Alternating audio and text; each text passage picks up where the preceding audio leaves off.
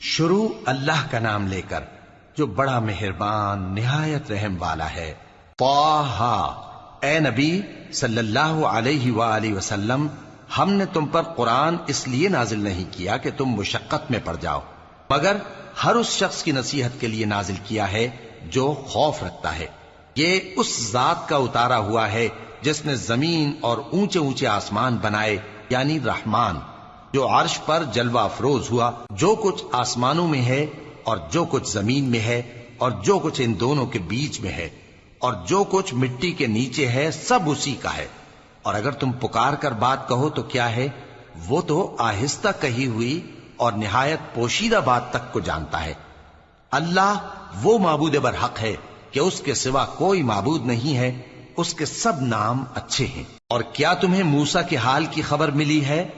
جب انہوں نے آگ دیکھی تو اپنے گھر والوں سے کہا کہ تم یہاں ٹھہرو، میں نے آگ دیکھی ہے، میں وہاں جاتا ہوں، شاید اس میں سے میں تمہارے پاس انگارہ لاؤں یا آگ کے مقام سے اپنا رستہ معلوم کر سکوں۔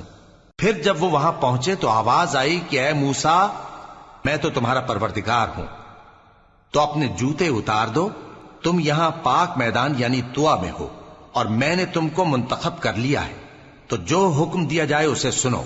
بے شک میں ہی اللہ ہوں، میرے سوا کوئی معبود نہیں، تو میری عبادت کیا کرو اور میری یاد کے لیے نماز پڑھا کرو۔ قیامت یقیناً آنے والی ہے، میں چاہتا ہوں کہ اس کے وقت کو پوشیدہ رکھوں تاکہ ہر شخص جو کوشش کرے اس کا بدلہ پائے۔ تو جو شخص اس پر ایمان نہیں رکھتا اور اپنی خواہش کے پیچھے چلتا ہے، کہیں تم کو اس کے یقین سے روک نہ دے، تو اس صورت میں تم ہلاک ہو جاؤ۔ اور اے موسیٰ، یہ تمہارے داہنے ہاتھ میں کیا ہے؟ انہوں نے کہا، یہ میری لاٹھی ہے، اس پر میں ٹیک لگاتا ہوں اور اس سے اپنی بکریوں کے لیے پتے جھاڑتا ہوں، اور اس میں میرے اور بھی کئی فائدے ہیں۔ فرمایا کہ موسیٰ اسے زمین پر ڈال دو، تو انہوں نے اس کو ڈال دیا اور وہ یکا یک سانپ بن کر دوڑنے لگا۔ فرمایا کہ اسے پکڑ لو اور ڈرنا مت، ہم اس کو ابھی اس کی پہلی حالت پر لوٹا دیں گے، اور اپنا ہاتھ اپنی بغل میں دبا لو کہ وہ کسی عیب و بیماری کے بغیر سفید چمکتا دمکتا نکلے گا۔ یہ دوسری نشانی ہے تاکہ ہم تمہیں اپنے بڑے بڑے نشانات دکھائیں۔ تم فرعون کے پاس جاؤ کہ وہ سرکش ہو رہا ہے۔ کہا، اے میرے پروردگار، اس کام کے لیے میرا سینہ کھول دے اور میرا کام آسان کر دے، اور میری زبان کی گرہ کھول دے تاکہ وہ میری بات سمجھ لیں، اور میرے گھر والوں میں سے ایک کو میرا وزیر یعنی مددگار مقرر فرما، یعنی میرے بھائی ہارون کو۔ اس سے میری کمر کو مضبوط کر اور اسے میرے کام میں شریک کر، تاکہ ہم تیری بہت سی تسبیح کریں اور تجھے کثرت سے یاد کریں، تو ہم کو ہر حال میں دیکھ رہا ہے۔ فرمایا، موسیٰ، تمہاری دعا قبول کی گئی، اور ہم نے تم پر ایک بار اور بھی احسان کیا تھا جب ہم نے تمہاری والدہ کو الہام کیا تھا جو تمہیں بتایا جاتا ہے۔ وہ یہ تھا کہ اسے یعنی موسیٰ کو صندوق میں رکھو، پھر اس صندوق کو دریا میں ڈال دو، تو دریا اس کو کنارے پر ڈال دے گا، اور میرا اور اس کا دشمن اسے اٹھا لے گا۔ اور موسیٰ، میں نے تم پر اپنی طرف سے محبت ڈال دی، اور اس لیے کہ تم میرے سامنے پرورش پاؤ۔ جب تمہاری بہن وہاں فرعون کے ہاں گئی اور کہنے لگی کہ میں تمہیں اس کا پتہ دوں جو اس کو پالے پوسے، تو اس طریق سے ہم نے تم کو تمہاری ماں کے پاس پہنچا دیا تاکہ ان کی آنکھیں ٹھنڈی ہوں اور وہ رنج نہ کریں۔ اور تم نے ایک شخص کو مار ڈالا تھا تو ہم نے تم کو غم سے نجات دی، اور ہم نے تمہاری کئی بار آزمائش کی، پھر تم کئی سال اہل مدین میں ٹھہرے رہے۔ پھر اے موسیٰ، تم ایک اندازے پر آ پہنچے اور میں نے تم کو اپنے کام کے لیے بنایا ہے، تو تم اور تمہارا بھائی دونوں ہماری نشانیاں لے کر جاؤ اور میری یاد میں سستی نہ کرنا۔ دونوں فرعون کے پاس جاؤ کہ وہ سرکش ہو رہا ہے، اور اس سے نرمی سے بات کرنا، شاید وہ غور کرے یا ڈر جائے۔ دونوں کہنے لگے کہ اے ہمارے پروردگار، ہمیں خوف ہے کہ وہ ہم پر زیادتی کرنے لگے یا زیادہ سرکش ہو جائے۔ اللہ نے فرمایا کہ ڈرو مت، میں تمہارے ساتھ ہوں کہ سنتا اور دیکھتا ہوں۔ اچھا، تو اس کے پاس جاؤ اور کہو کہ ہم آپ کے پروردگار کے بھیجے ہوئے ہیں، تو بنی اسرائیل کو ہمارے ساتھ جانے کی اجازت دیجیے اور انہیں عذاب نہ کیجیے۔ ہم آپ کے پاس آپ کے پروردگار کی طرف سے نشانی لے کر آئے ہیں، اور جو ہدایت کی بات مانے اس کو سلامتی ہو۔ ہماری طرف یہ وحی آئی ہے کہ جو جھٹلائے اور منہ پھیرے اس کے لیے عذاب تیار ہے۔ غرض موسیٰ اور ہارون فرعون کے پاس گئے، اس نے کہا کہ موسیٰ، تمہارا پروردگار کون ہے؟ کہا کہ ہمارا پروردگار وہ ہے جس نے ہر چیز کو اس کی شکل و صورت بخشی، پھر راہ دکھائی۔ کہا تو پہلی قوموں کا کیا حال ہوا؟ فرمایا کہ ان کا علم میرے پروردگار کو ہے جو کتاب میں لکھا ہوا ہے۔ میرا پروردگار نہ چوکتا ہے نہ بھولتا ہے۔ وہ وہی تو ہے جس نے تم لوگوں کے لیے زمین کو فرش بنایا اور اس میں تمہارے لیے رستے بنا دیے اور آسمان سے پانی برسایا، پھر اس سے مختلف نباتات پیدا کی کہ خود بھی کھاؤ اور اپنے مویشیوں کو بھی چراؤ۔ بے شک ان باتوں میں عقل والوں کے لیے بہت سی نشانیاں ہیں۔ اسی زمین سے ہم نے تم کو پیدا کیا اور اسی میں ہم تمہیں لوٹائیں گے اور اسی سے ہم تمہیں دوسری دفعہ نکالیں گے۔ اور ہم نے فرعون کو اپنی سب نشانیاں دکھائیں، مگر وہ تکذیب اور انکار ہی کرتا رہا۔ کہنے لگا کہ موسیٰ، کیا تم ہمارے پاس اس لیے آئے ہو کہ اپنے جادو کے زور سے ہمیں ہمارے ملک سے نکال دو؟ تو ہم بھی تمہارے مقابل ایسا ہی جادو لائیں گے، تو ہمارے اور اپنے درمیان ایک وقت مقرر کر لو کہ نہ تو ہم اس کے خلاف کریں اور نہ تم، اور یہ مقابلہ ایک ہموار میدان میں ہوگا۔ موسیٰ نے کہا کہ آپ کے لیے یوم زینت کا وعدہ ہے، اور یہ کہ لوگ اس روز دن چڑھے اکٹھے ہو جائیں۔ تو فرعون لوٹ گیا اور اپنے سامان جمع کر کے پھر آیا۔ موسیٰ نے ان جادوگروں سے کہا کہ یہ تمہاری بربادی ہوگی، اللہ پر جھوٹ نہ باندھو، وہ تمہیں عذاب سے فنا کر دے گا، اور جس نے جھوٹ باندھا وہ نامراد رہا۔ تو وہ باہم اپنے معاملے میں جھگڑنے اور چپکے سرگوشی کرنے لگے۔ کہنے لگے یہ دونوں جادوگر ہیں، چاہتے ہیں کہ اپنے جادو کے زور سے تم کو تمہارے ملک سے نکال دیں اور تمہارے بہترین مذہب کو نابود کر دیں۔ تو تم جادو کا سامان اکٹھا کر لو اور پھر قطار باندھ کر آؤ۔ آج جو غالب رہا وہی کامیاب ہوا۔ جادوگر بولے کہ موسیٰ، یا تو تم اپنی چیز ڈالو یا ہم اپنی چیزیں پہلے ڈالتے ہیں۔ موسیٰ نے کہا بلکہ تم ہی پہلے ڈالو۔ جب انہوں نے چیزیں ڈالیں تو یکا یک ان کی رسیاں اور لاٹھیاں موسیٰ کے خیال میں ایسی آنے لگیں کہ وہ میدان میں ادھر ادھر دوڑ رہی ہیں۔ اس وقت موسیٰ نے اپنے دل میں خوف محسوس کیا۔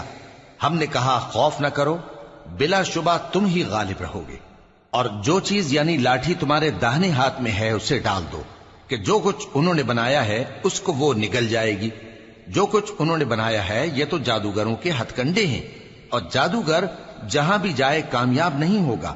اس پر جادوگر سجدے میں گر پڑے، کہنے لگے کہ ہم موسیٰ اور ہارون کے پروردگار پر ایمان لائے۔ فرعون بولا کہ پیشتر اس کے کہ میں تمہیں اجازت دوں تم اس پر ایمان لے آئے، بے شک یہ تمہارا بڑا یعنی استاد ہے جس نے تم کو جادو سکھایا ہے، سو میں تمہارے ہاتھ اور پاؤں مخالف سمت سے کٹوا دوں گا اور تم کو کھجوروں کے تنوں پر سولی چڑھوا دوں گا، اور تم کو معلوم ہوگا کہ ہم میں سے کس کا عذاب زیادہ سخت اور دیر تک رہنے والا ہے۔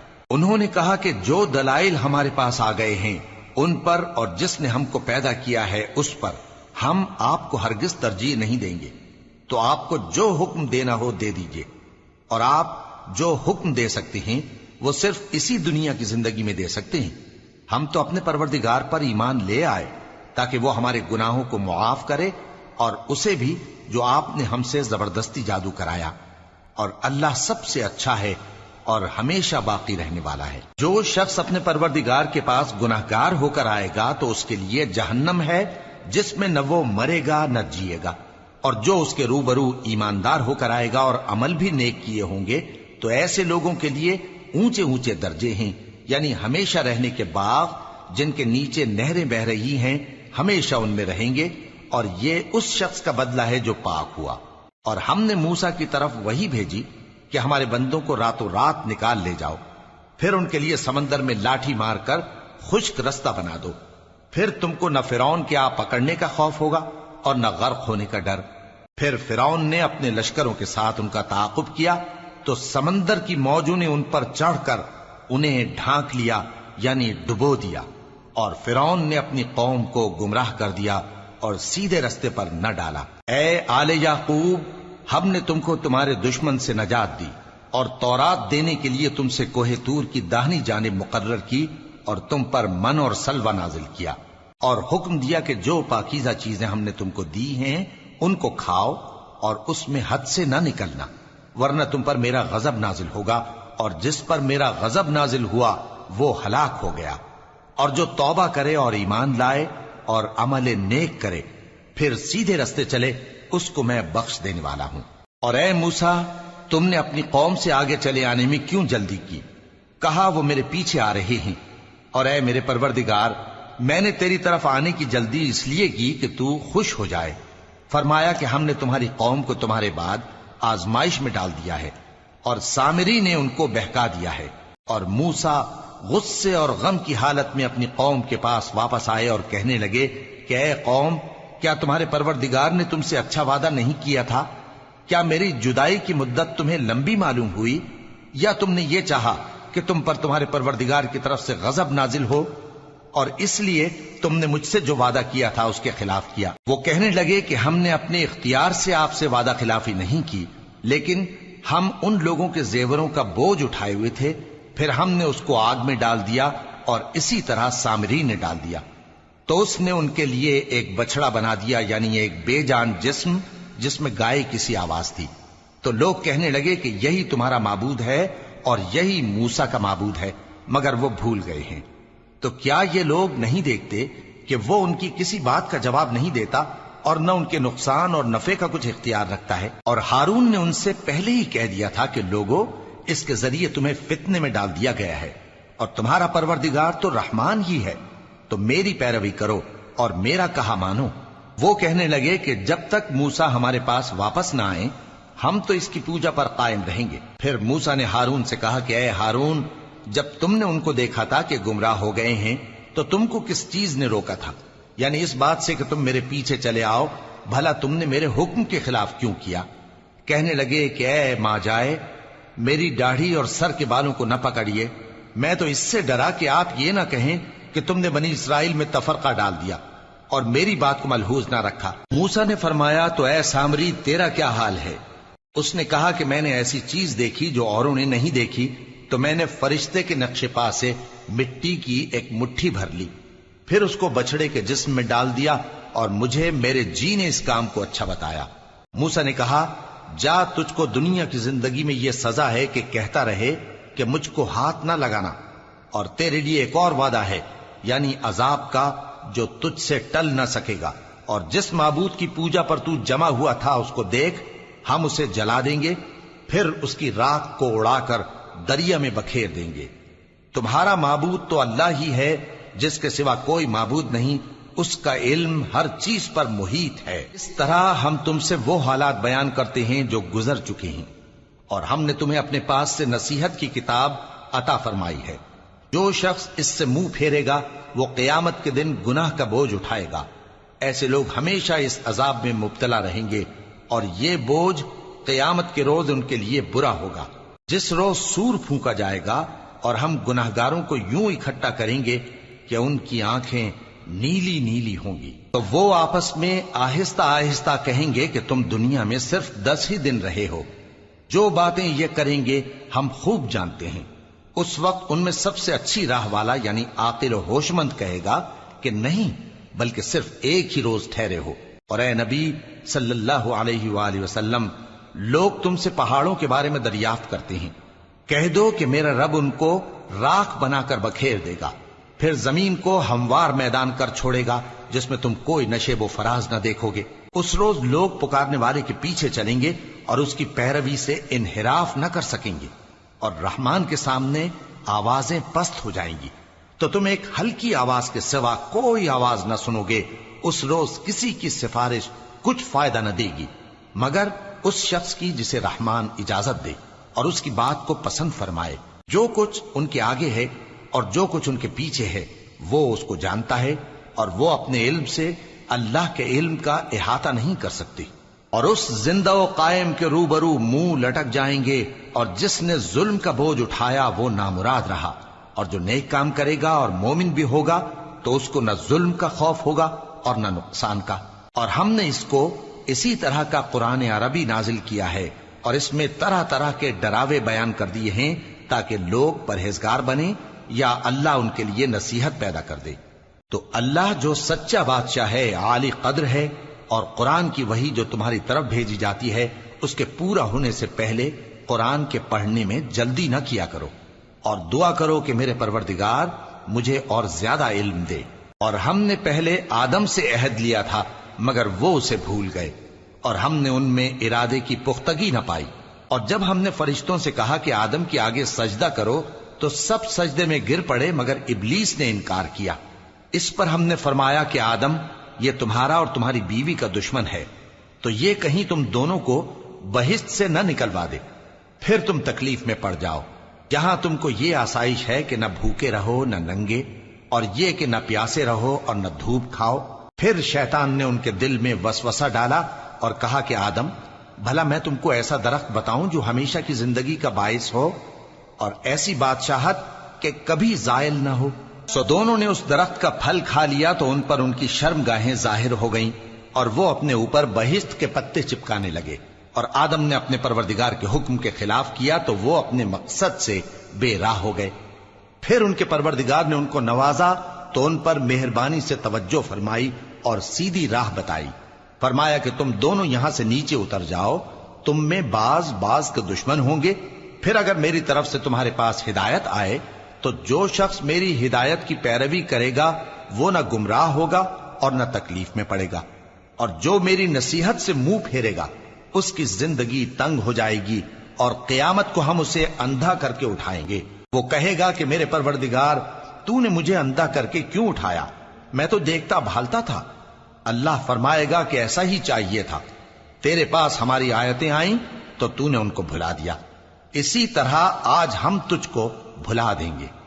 اور جو شخص حد سے نکل جائے اور اپنے پروردگار کی آیتوں پر ایمان نہ لائے، ہم اس کو ایسا ہی بدلہ دیتے ہیں، اور آخرت کا عذاب بہت سخت اور ہمیشہ باقی رہنے والا ہے۔ تو کیا یہ بات ان لوگوں کے لیے موجب ہدایت نہ ہوئی کہ ہم ان سے پہلے بہت سے فرقوں کو ہلاک کر چکے ہیں جن کے رہنے کے مقامات میں یہ چلتے پھرتے ہیں؟